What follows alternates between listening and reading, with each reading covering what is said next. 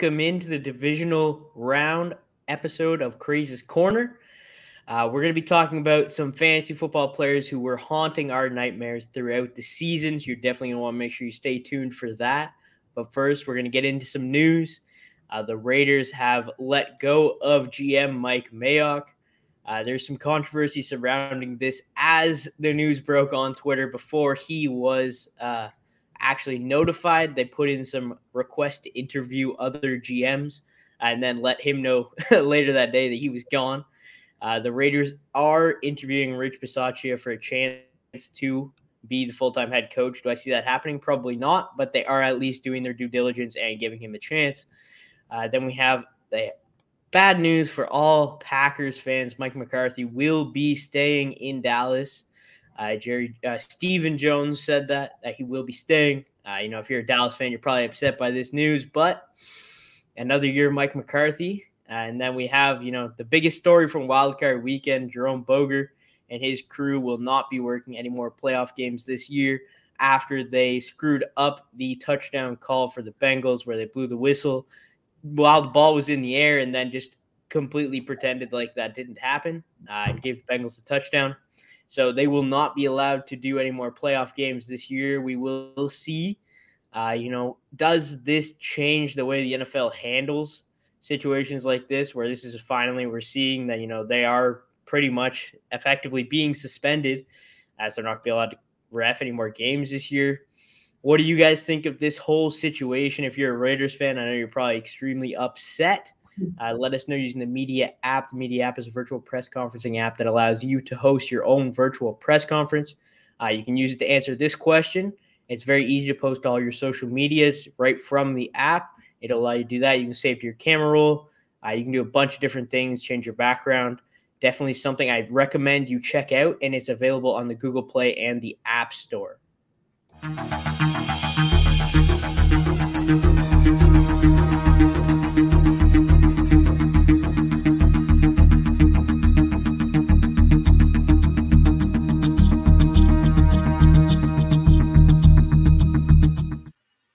Let's welcome in our guests. We have Zach and Will. Thanks for joining, guys. Hey, thanks for having us.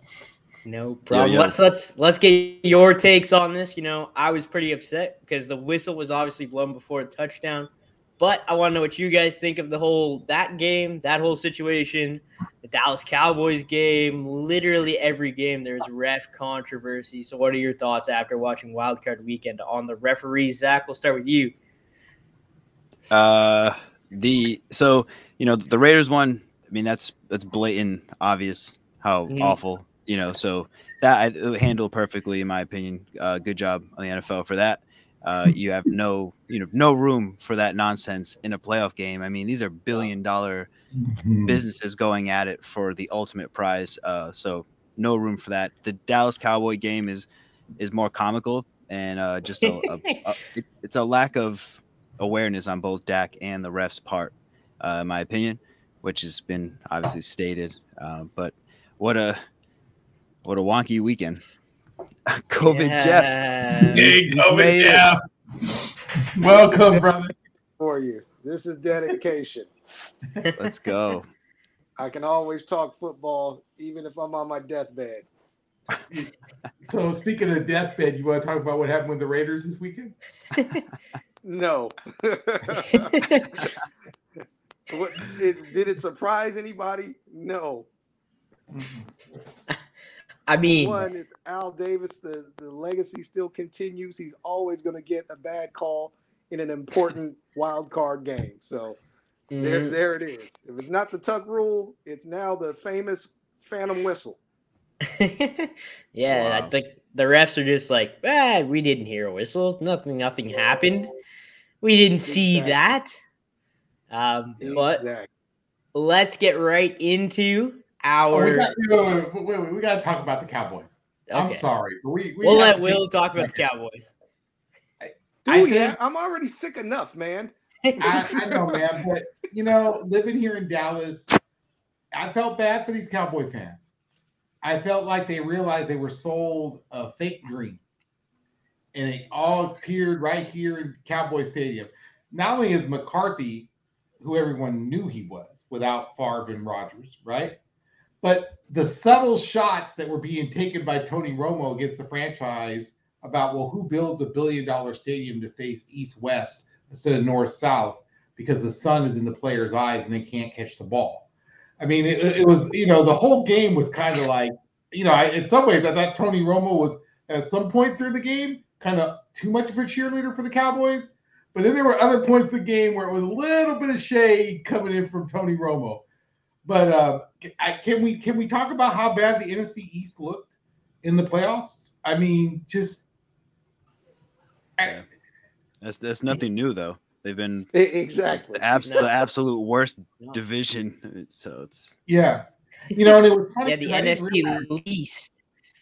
Right, I didn't realize the Cowboys were 6-0 in the NFC East, and they were 6-5 outside the NFC East, and that should explain a lot of what happened during this weekend. Mm-hmm. I mean, I'm a Panthers fan, and we lost every single NFC East team, so I will not be throwing shade to any of these teams because they were all better than my team. But I definitely get what you're saying. All the Eagles fans who thought they were going to beat Tampa, not sure where they all got that idea from because that was an absolute embarrassment of a game. But let's get into the fantasy football nightmares. Each of us have 3 players that have been haunting our nightmares this fantasy football season. I'm going to start off with the big one for me. I'm going with a guy I just traded for in Dynasty, hoping he's not haunting my my dreams anymore. I got Allen Robinson. I drafted him in a lot of leagues. Matt Nagy let me down again. Glad he is out of Chicago, but, Allen Robinson's out of Chicago too. They just weren't getting him involved enough. He's still a great wide receiver. He's done a lot with very little throughout his career. But he did not amount to anything. I don't think there was a single game this year where if you started him, you were happy. So if you were like me and you drafted Allen Robinson, literally anywhere in the draft, if he somehow, if you drafted him in like a 10th round or something, you were still upset because there was still way better value to be had, even by guys who did nothing. But, for me, easy pick, Allen Robinson. Every night I go to bed, I see Allen Robinson just there, sitting on the Bears sideline, not getting involved. Very upset. Yep. You guys feel the same way about Allen Robinson? Did any of you guys actually have him this year? Nope. No, it's one of those unwritten rules for draft season. Don't draft Allen Robinson is kind of just what I roll with going into. He's just one of those guys always been on my radar to just not draft, but it's not any shade to him. It just seems like it just never works out because I think he's super talented and just really bad hand of teams since being in the league. Yeah, I mean, he did not have a single game over 10 points the entire season. Pulled the numbers up here. He finished as PPR 81 wide receiver, and standard he was the 94th. He played 12 games, put up a solid 68 fantasy points. If you had Jamar Chase, he put that up in 1 week. So Allen Robinson is definitely one of my picks. Let's go around here. We're going to go clockwise. Zach, who is your first pick for? So there's going to be another wide receiver, guy that I was, I put a lot into this past season, going to the draft season. I was going to be very happy if this guy was my wide receiver 1 because where he was being drafted, that's Terry McLaurin. And it was just a brutal season having this guy on your team this year. And I don't know if you guys had him in any leagues, but if you did, what it was like, constantly. This week, so I benched him and felt terrible about it. But one thing I was just kind of researching before we hopped on, and there was only one game in which Terry McLaurin scored a touchdown where he didn't have at least 12 targets, right? So, and that other game was 7 targets. So it's like, unless he gets double-digit targets in a game, that's the only time he's going to score. So talk about super touchdown dependent. But I thought he was like D-Hop. That was kind of my comparison. Like, he's so good and his catch radius is so out of control that he could play with any quarterback and still be good, which McLaurin was kind of doing up to a certain point. But obviously a pretty disappointing season overall. So yeah, when I when I lay down at night. F1 is just haunting me, keeping me up, hiding under my bed. So he's Scary Terry. Scary Terry, exactly. Scary Terry. It was right there for me, and I just let it slip Jeff and away. I both saw it. Jeff's barely hanging on for life, and Exactly. he's more whimsical than I am. Damn, man. Yeah, Scary Terry do be haunting people's dreams. Yeah, I thought he was going to have a good season as well. I didn't have him on any of my teams, luckily. But if you did have him, I know a lot of people are tired of, you play him, he does bad. You don't play him, he does good. Yeah. And it really was not a fun time to have Terry McLaurin. Jeff, will want to touch on Terry McLaurin at all before we move on? No. Mm-hmm. You know what? He did hit a couple of weeks for me. I actually had him in a league that I'm in with Will. But yeah, it was just very inconsistent. I thought when Heineke got the starting position, I thought it was going to be, he was going to be getting a lot of balls, man. And I honestly thought he was quarterback proof as well. But it just got towards the end of the season when you kind of needed him, and he just kept fading, man. So that was bad. Yeah, it was definitely bad. Will, let's move on to your first pick. It's a guy you have not been shy to talk about on any of these past episodes. I'll let you. It just haunts me because I didn't have to keep him, and I did my keeper league. And had I not kept him, I could have got Najee Harris with my first pick. But no, I kept him as one of my 3 keepers, and it's Saquon Barkley, and it's going to haunt me. It's just like every week, right? You're waiting for the injury, and then you were afraid not to play him because the one time you won't play him, he'll get 7 catches out of the backfield and get 70 yards and maybe a TD. And it was just every week, am I going to play him? No, leave me in. This is going to be the week. No. It was never the week. Nope, never the week for Saquon.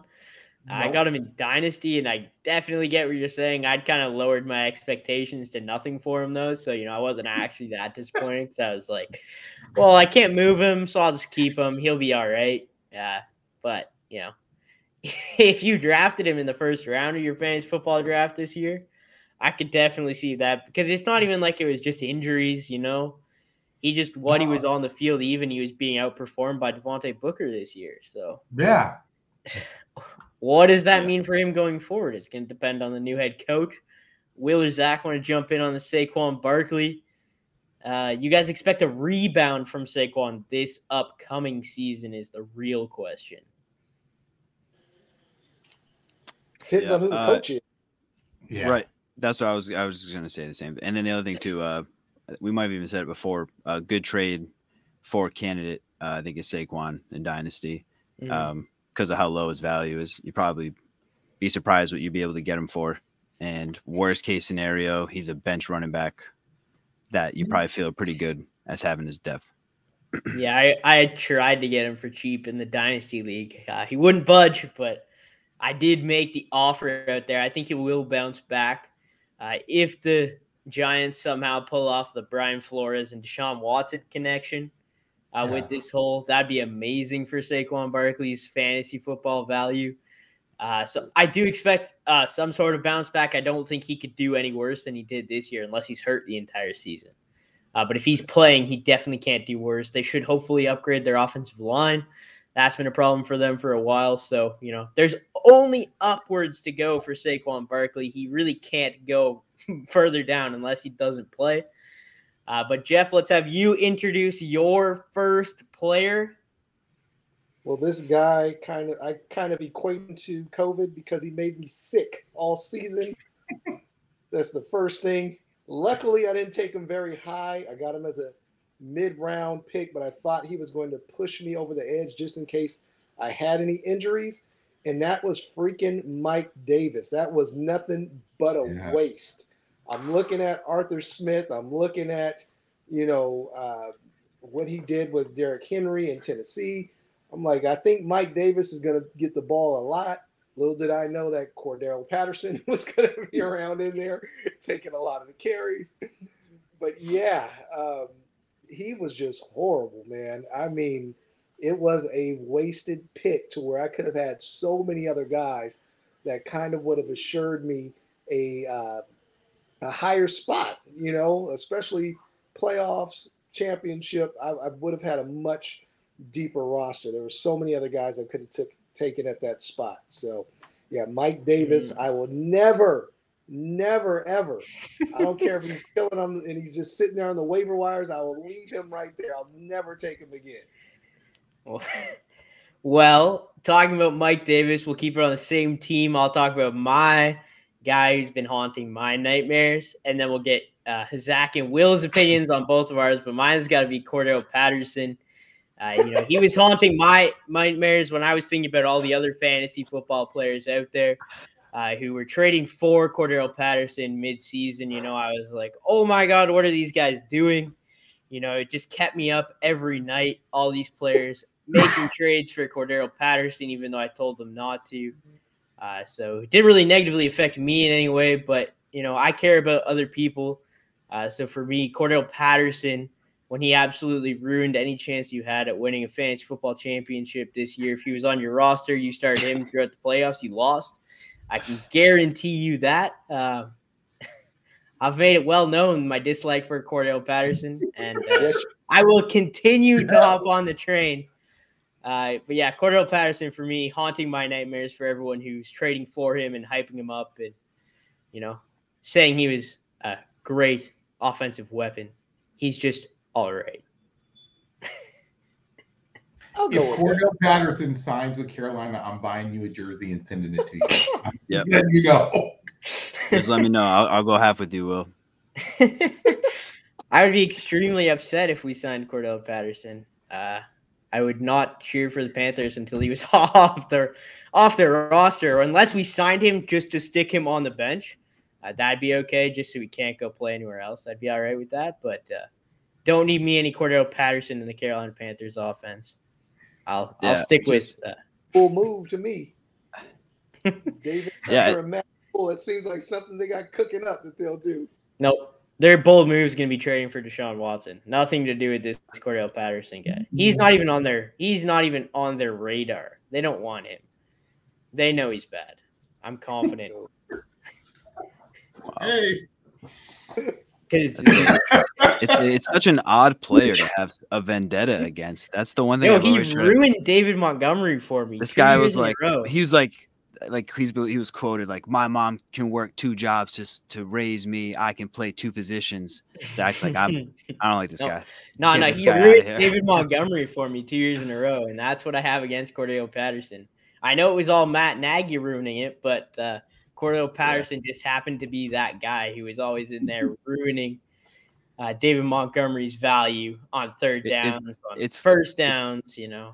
It's funny though. You're both of your guys kind of really like intertwine each other's nightmares, right? Because it's like the people who drafted Mike Davis, like myself, I had Mike Davis in a league, and he kind of like canceled that idea of, well, he's the starting running back. A lot of times we do that with these like lower level guys and just assume because they're the starter that you can put draft capital into them. And then what happens? Cordarelle Patterson just comes out of nowhere and completely destroys Mike Davis's value. And then what happens on the back end of the season? Mike Davis decides to show up a little bit and then takes away from Cordarelle Patterson, who a lot of people rode all the way to the playoffs where, like Zach, he completely let you down.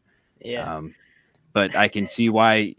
I don't see why he haunts your nightmares, but I definitely see why he haunts other people's nightmares. Oh yeah, like I said, I care about the other people. That's why he's haunting my nightmares. I care about the people watching this show. So I was upset for them. But Zach, let's have you talk about your second pick here. I'll let you introduce him. Definitely a disappointment, though. Yeah. He's hawking my nightmares. TJ Hockenson, 7 games without a touchdown this season, man. It's like, and that doesn't even include the ones he missed. Right. And so he did have the hand surgery, so I don't want to go too hard, because who knows, he could have been one of those guys that just, turns it on in the playoffs, and but he never got that opportunity. But it's just like he scored the first weeks and then like the last 2 weeks before he went out with the injury. But in between that, like the meat and potatoes of the fantasy season, and a lot of people like myself put a decent draft capital into TJ Hockenson. I even try to do this like sneaky thing because I was noticing like him and Mark Andrews were kind of lingering on the board where like wide receiver 3s were almost being taken. So I was like, you know what, let me take the tight end here instead. And that kind of worked out Mark Andrews, but TJ Hockenson started off so hot and I was like, oh, this strategy worked. And then he just like fell off the face of the earth. But it's Detroit. So what do you expect? But yeah, no, I mean, it's crazy. He missed all that time, was super disappointing, and he still finishes as a top 15 tight end. So yeah, that's what I was literally just going to bring up. He still managed to finish as a top 15, even though awful position. If I had to guess, I would have guessed. He was in the 20s, low 20s, like 29 or whatever. And I look, he's 15. Yep. I'm like, wow. I get those first 2 games really did carry him that's what it was. Season there. Yep. Because he had what, 20, 30, 37 points the first 2 weeks. Yep. So that's enough to apparently get you into the top 15 for tight ends. But I did draft TJ Hockenson in a couple leagues. Definitely upset with his production because it did not amount to what it was supposed to. Jared Goff was supposed to come in there and at least be able to throw the ball. Apparently not.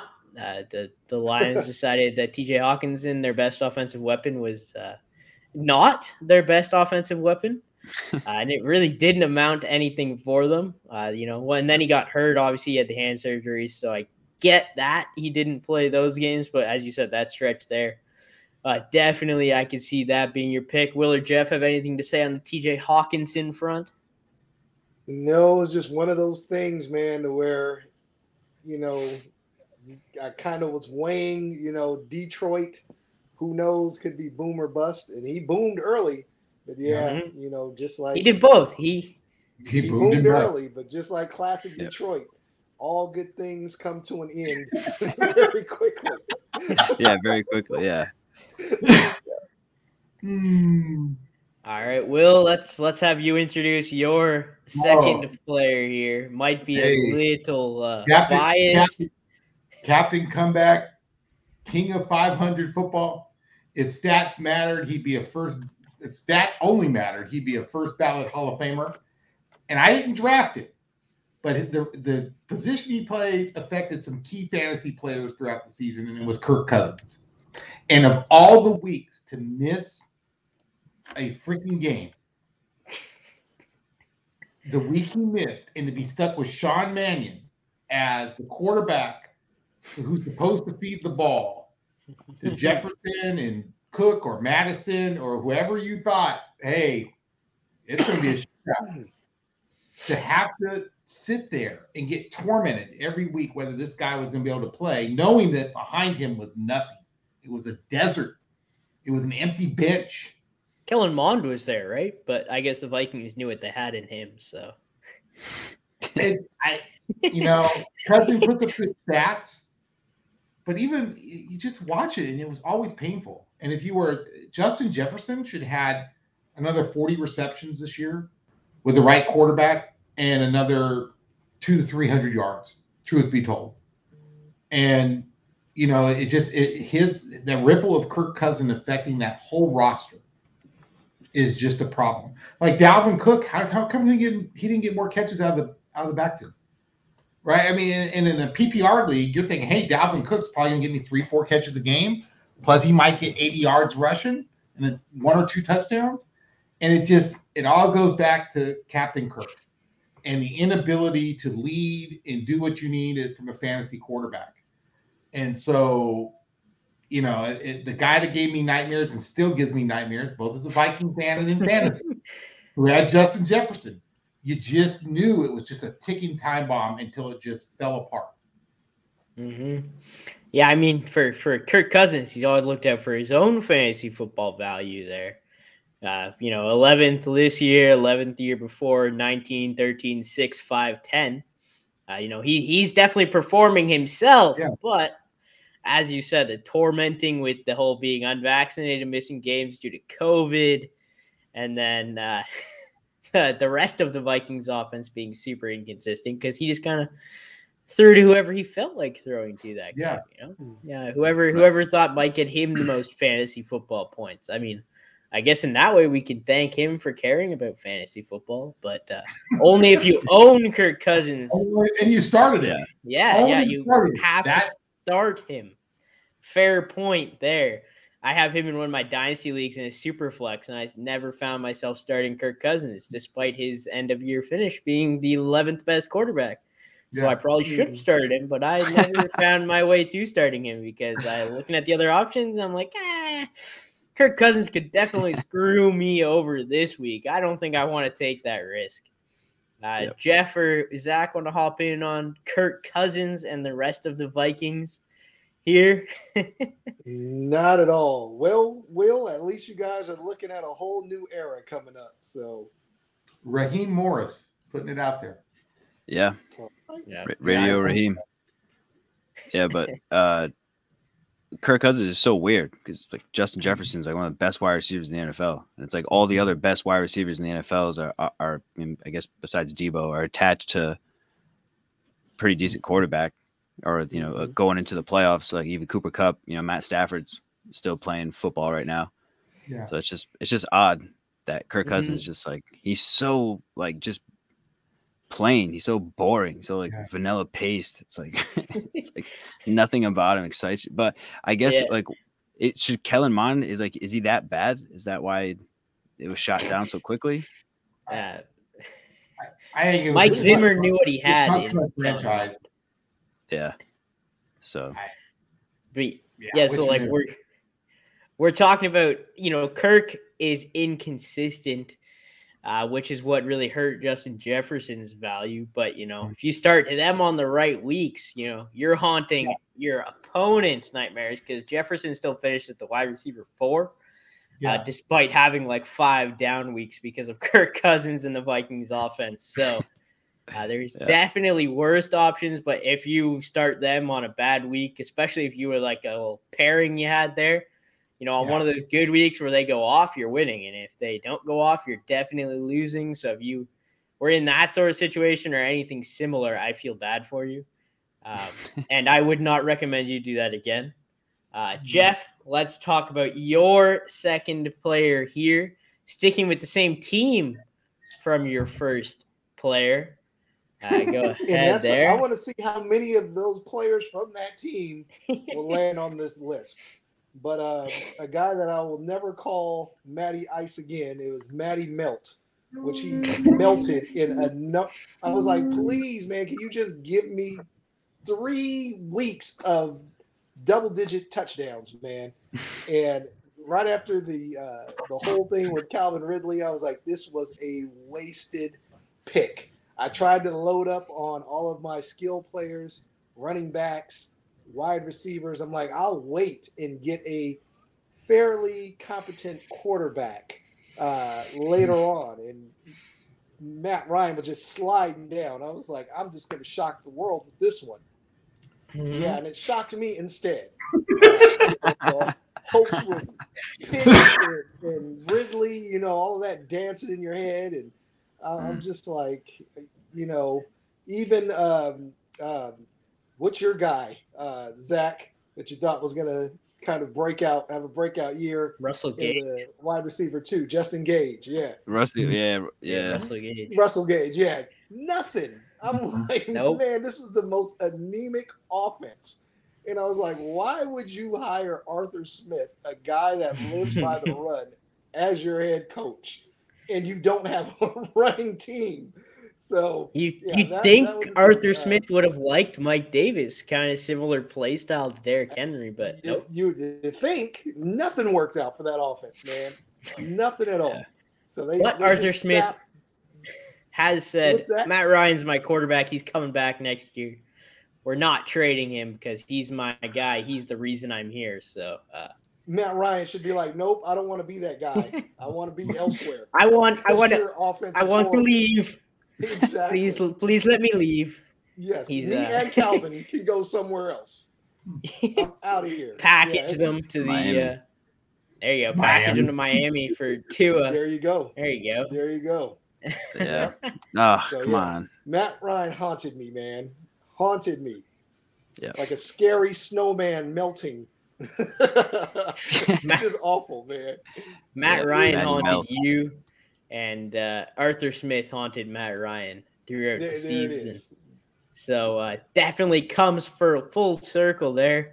Zach or Will have anything to say on the passing attack there? Matt Ryan, disappointing. Did either of you guys expect Matt Ryan to be fantasy relevant this year?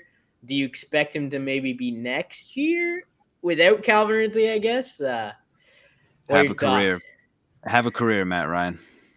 It was awesome. Somebody lives in New England, Boston College legend. Unfortunately, a part of some of the most diabolical losses in NFL history, which will definitely tarnish his, career. But I don't think there's another season where you start Matt Ryan as a fantasy quarterback, especially if Calvin Ridley is out. Yeah, and that's kind of. Speaking of Calvin Ridley, we're going to go out of order here, but Will, talk about your last player that haunted your nightmares. And I feel bad because I think I respect the hell out of him for owning where he was as a human being during the season and deciding what he had to do to protect himself. And I think it's not an attack on him, but from a fantasy perspective, he was one of the guys I could get later in the draft. I thought, okay, he'll be my number one. Because I did. I thought Atlanta would at least, put up decent fantasy numbers. Thought that roster looked good. Thought it would be an attack offense, especially in that division, because I thought, well, they'll probably be in some high-scoring games. And it just, Atlanta kind of haunted everybody, because I think everybody thought, okay, these are guys I can get in the middle of the draft, and they just hit on. And it didn't happen. Unless you got Cordarelle Patterson on the waiver wire, nobody hit on that whole team. And so it just, I feel bad putting Calvin Ridley on there, and I hope he gets out of there and is able to get where a team that can support him. But it was just, that just blew up the draft strategy. And it was, for a fantasy owner, that was devastating to lose what you thought would maybe wide receiver 1 or wide receiver 2 at worst case. Honestly, worst case, I thought he'd be a wide receiver 2. I did too. I thought he was going to have a big year. Obviously, outside circumstances kind of derailed that. But as you said, some players, the Falcons just disappointed. He is the 4th and final Falcon on this list. And even a guy like Kyle Pitts, who still had over 1,000 yards and finished as a tight end 4, was a disappointment if you actually paid attention and watched him all year.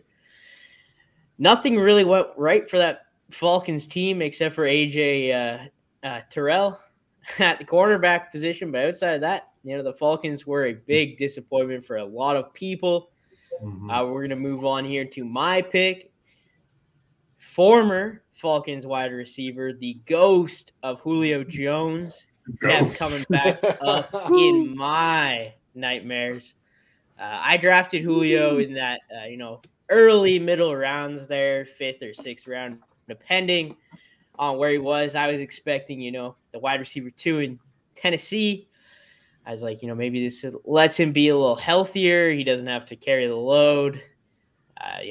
Maybe without Matt Ryan, he could score some touchdowns. The answer to both those questions is no. He got hurt.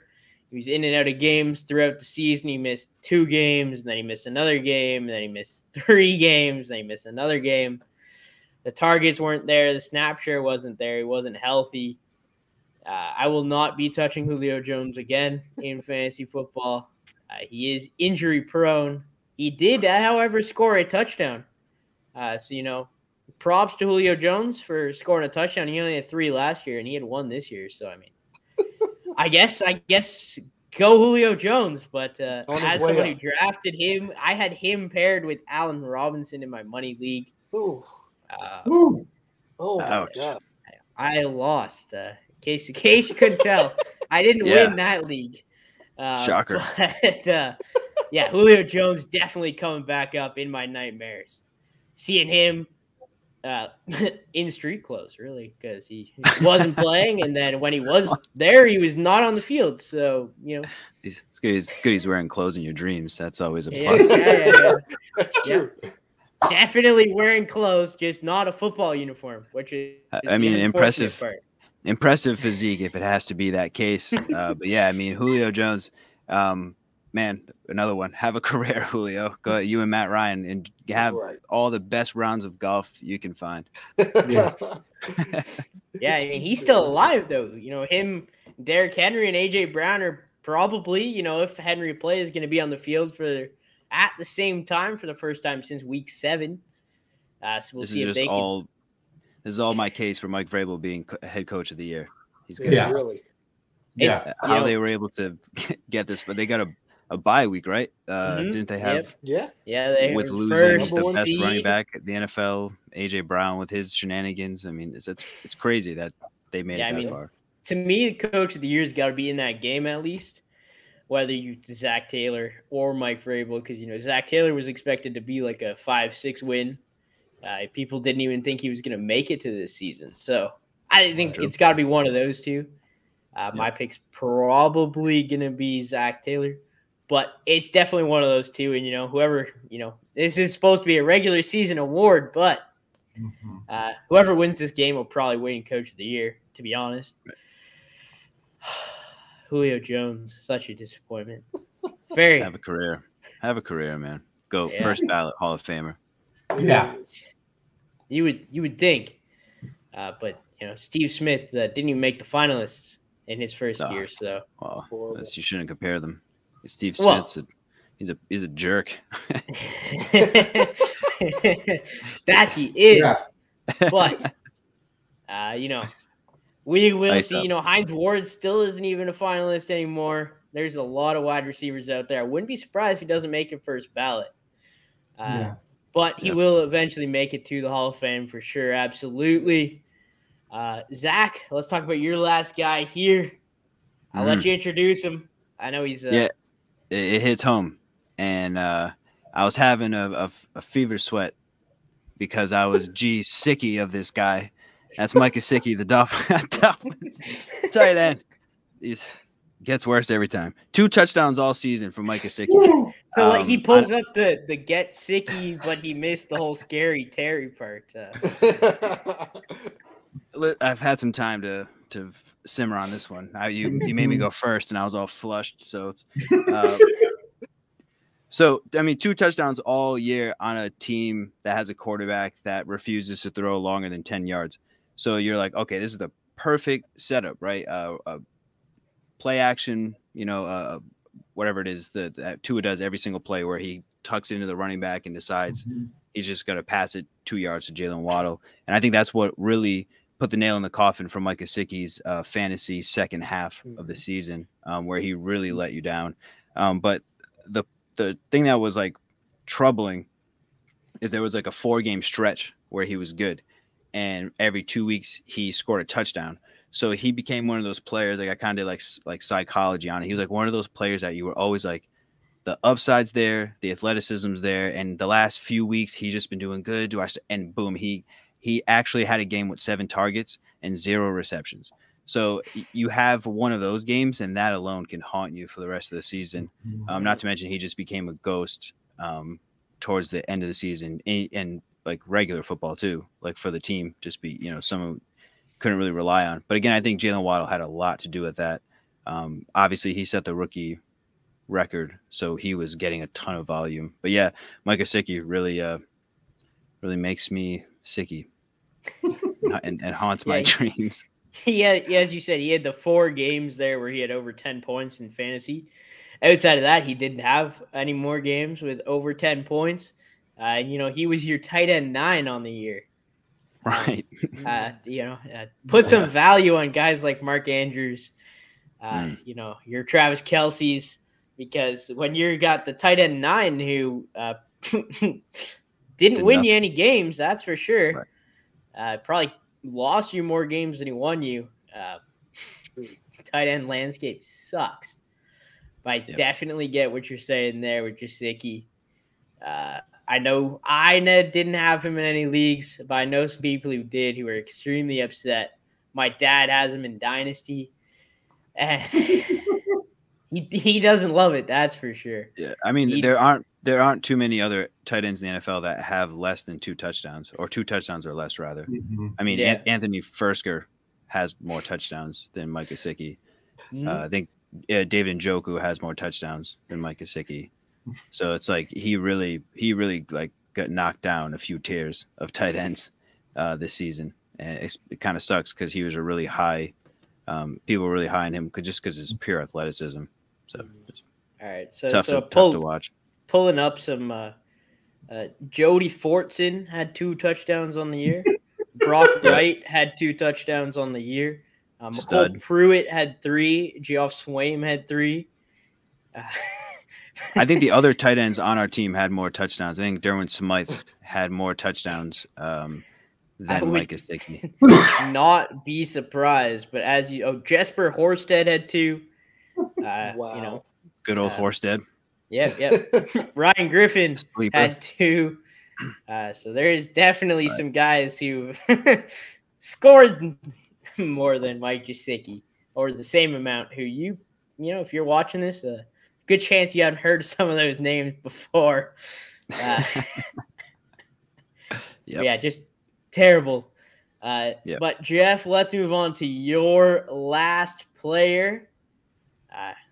Go ahead.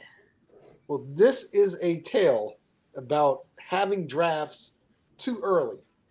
For one, it was in an analyst league. I still don't even know how the hell I finished in 3rd place by having one of my first picks be this guy. And that is Mike won't play Thomas. Can't guard Mike. Well, I guess it could be can't guard Mike because you're not on the can't guard him. Yeah. Who decides, you know what? I'm not playing this season. After I draft him, I'm watching him on the NFL Network practice and everything else. And after I draft him a week later, I think I'm going to have surgery and sit out for the whole year. So that still bothers me to this day. And if you don't mind me to say, this is my 1A to 1B that actually led to this 1B, is Marquez Callaway, which I did not put on the list.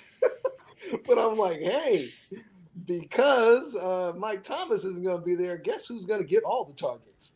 Marquez Callaway. Remember I said all that, Zach? Preseason hero. Very high on this guy and fell very, very far on that prediction. You were taking him everywhere. I was, and he took me for me a ride. And you were also like, maybe Michael Thomas comes back mid-season, but we should have listened to Will, because Will said before the season started that Michael Thomas was not going to play any games this season, and Will was 100% correct with that. Congratulations, Will. I got one thing right this year. One thing. If it wasn't for me trading, did I have him on my roster on IR all year? I did, because I kept thinking he might come back. But listen, you're like, well, I said he wouldn't come back, so maybe he actually will. I'm gonna look like a genius. I was telling people not to draft him because I wanted him. Well, I said I didn't know how I made it into 3rd place, but I just remembered that trade for Cordarelle Patterson. Nope. Wow. But that's the reason you didn't win. Full right circle. There. That's the reason you didn't win the championship, because you had Cordarelle Patterson, right? It doesn't matter if you come 3rd if you don't win. You are true, though. You are right, because it was that week in the playoffs that he just did not produce, and Mike freaking Davis actually scored the touchdown. So, yeah, I'm so out on Falcons. I don't even want to see a Falcon. I don't want to go to Atlanta. I don't want to do anything. Just forget that whole franchise. That's where I am. We just get rid of them, honestly. No one needs the Falcons dirty anymore. birds. Yeah. Dirty birds. There you go. Yeah. We can take AJ Terrell off that team, throw him somewhere else, and then just scrap the rest of the Falcons and move on. I don't think anyone would be upset. I definitely would be upset, especially if that means Cordarelle Patterson is gone. Wouldn't have to worry about that anymore. No more him haunting me in my dreams, because awesome. I care about you guys. But, I hope you guys enjoyed the show tonight. I want to thank all three of you for joining, especially COVID Jeff. COVID toughing it Jeff. out here. I'm on the mend. I'm on the mend. Let's go. This is the dedication we put into the show for you guys, so I hope you enjoyed. Make sure you tune in next week. We're going to be talking Dynasty. We're going to be back Dynasty values. We're going to be looking at guys you should try and sell high on. Mostly stuff that you should do with your team to set you up for draft night. But we'll have some episodes in the future talking about the drafts. We can probably run through a mock draft at some point. But next episode is going to be trade targets, trade away targets. So you're not going to want to miss if you play Dynasty football. But yeah, like I said, thanks again for joining. I hope you guys enjoyed. It was a great show. Okay, thanks, Zach. Yeah, I'm gonna try to get some sleep now and not think about these guys. Me too. Yeah, I got all my feelings out. Hopefully, that's enough to not think about them for a night. Yep. Maybe. Probably not. Cordell Patterson will still be in my dreams.